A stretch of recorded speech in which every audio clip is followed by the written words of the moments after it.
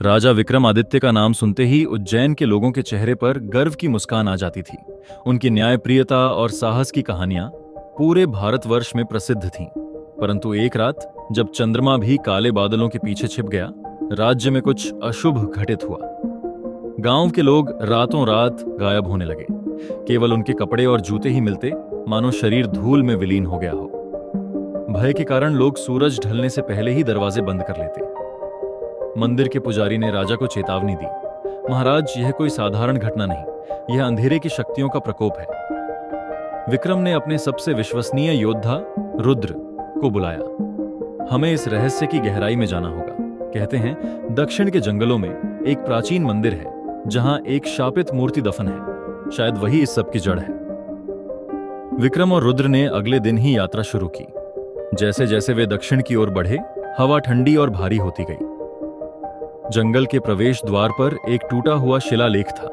यहां प्रवेश करने वाला अंधेरे को जन्म देता है। रुद्र ने तलवार निकाल ली, पर विक्रम शांत रहे। भय ही तो है जिसे हमें जीतना है। रात होते ही उन्होंने आग जलाई। तभी पेड़ों के पीछे से एक कर्कश हंसी गूंजी।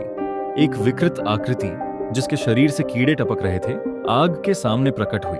राजा विक्रम, तुम्हारी मृत्यु निकट है, उसने फुसफुसाया।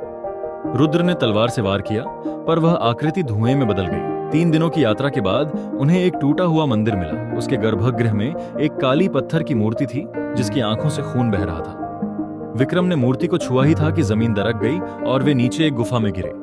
गुफा में हवा बदबूदार और चिपचिपी थी। दीवारों पर रक्त से लिखे मंत्रों के बीच एक स्त्री की आत्मा प्रकट हुई।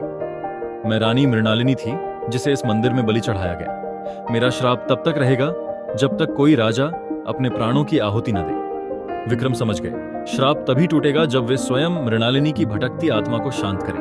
उन्होंने अपनी छुरी निकाली और कहा, मेरे प्राण ले लो, पर मेरे लोगों को मुक्त कर दो। मृणालिनी की आत्मा चीखी, तुम्हारा बलिदान स्वीकार है, और उसने विक्रम के सीने में छुरी घोंप दी। परंतु तभी मंदिर से एक प्रकाश फूटा और मृणालिनी का चेहरा शांत हो गया। श्राप टूट गया। धन्यवाद राजा।